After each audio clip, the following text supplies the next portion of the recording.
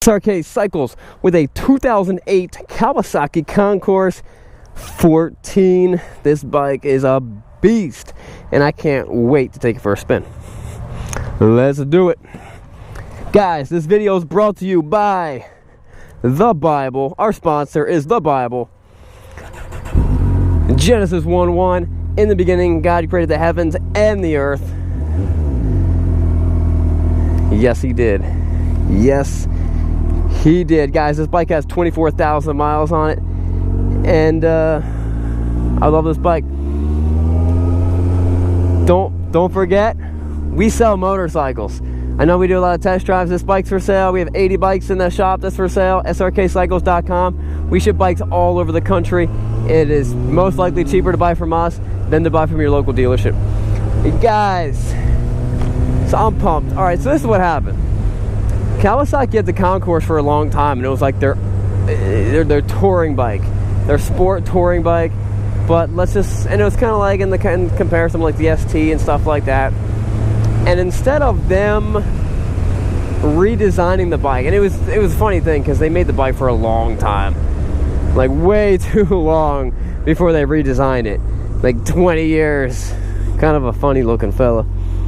So instead of them making a new Concourse and starting from scratch, they decided, they're like, why don't we just take right currently the baddest, biggest sport bike out there that we make, the ZX14, and let's just do a couple minor little changes, you know, to make it sound real simple and basic. Let's put, instead of clip-ons, put big old handlebars on it. Let's put saddlebags on it. This guy put a tour pack on it. Let's make it shaft drive. But all the same basic thing. I mean, this is like a close to 200 horsepower, you know, 180 horsepower sport touring bike. They put some more tech on it, but the essence, the soul is the same thing. Now, if you've ever ridden like an older, like an 08, well, not an 08, but like the older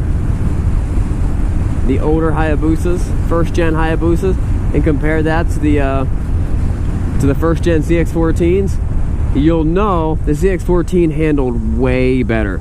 The ZX14 was a very nimble bike, and this thing just has that. I mean, this is I know you look at it and you're like, wow, that thing's a giant. Tire pressure sensor, low battery. Look at this thing, it's telling me everything. It's telling me one of my tire pressures is low and my battery is a little bit low. That's pretty cool. So this thing is super, I mean, it just wants to lay down into the corners. It really does. For a big bike like this, I know it might be surprising, but it's absolutely true. The ZX14 was the same way. It was a big bike, but it wanted to ride wheelies, and it wanted to just throw it down and have you lay a knee down. So I love the way this thing rides. This would be in the same categories like the ST, the BMW K1600, the BMW K1300 might be a better comparison. That might be a better comparison. Also, the FJR. Now, I haven't ridden this, a 14, the Kawasaki 14 Concourse, and the FJR like back to back. I would like to do that. Very similar bikes. I think the wheelbase of the FJR is a little bit shorter. Man, this thing just wants to throw down in the corners though. No one has ever been more in my way than this guy right here. I don't like driving behind trucks like this, because I feel like if I rear end him, I'm cutting the whole top end of my body off. I could have made that. Definitely could have made it. So let's look at some cool features about this bike. Electronic adjustable windshield. That is cool. Let's honk the horn. Pretty weak sounding horn. It's got the ignition in there. I cannot open this thing. I think it has a actually it does somewhere, probably in here, has a key fob. that you just put in your pocket, and then you press in there. Called the Key Pass, Kawasaki Pass.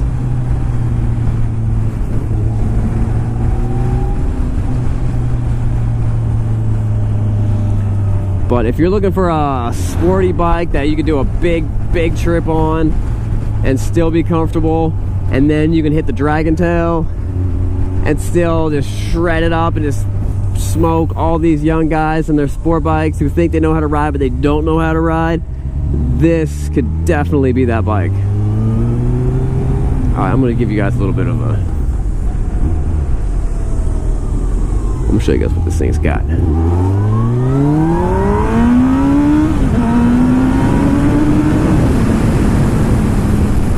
It's got a lot.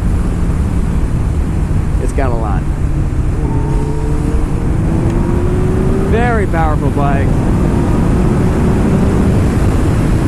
And if you're ever wondering why sport touring bikes are so powerful,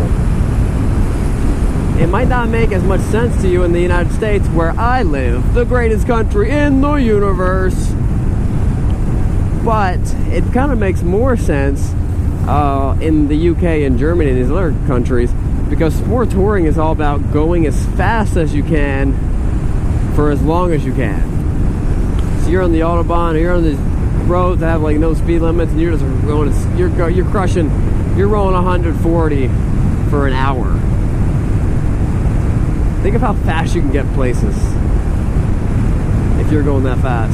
But that's the deal with the sport touring, because normally you see these guys with like their jackets that look like my jacket, and they're riding around, they're very proper looking, they're very proper riding, and you're like, that guy's not going fast, he's old. But maybe he's going fast. But if he was in Europe or someplace that had no speed limit, he'd be crushing it. Just, guys, a ridiculous amount of power everywhere. Very smooth power band. And instead of having a chain, they've got a drive shaft, so that makes it almost zero maintenance.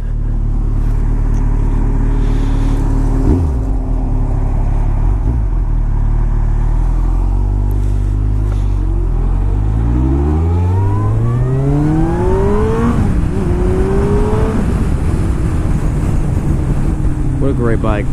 Alright guys, that wraps it up, the test drive. I'm your host, Sean from Srkcycles, and this bike is for sale. We'll see you later. Check out the website, srkcycles.com. We have tons of new bikes in there. We're always selling bikes and getting new bikes and just having a lot of fun. And we have another channel, bikesandbeers.com. That's kind of like the behind the scenes. We got some skits, we got some cool stuff, a little motor vlogging on that channel. We'll see you guys later, guys. Remember, it's not what you're riding, but where you're going. What's up, guys? Sean from Srkcycles. Thanks for watching the video. Click right here to subscribe. Click right here to check out our new Bikes and Beer channel. And click down here to see how you can win a motorcycle. See you guys later.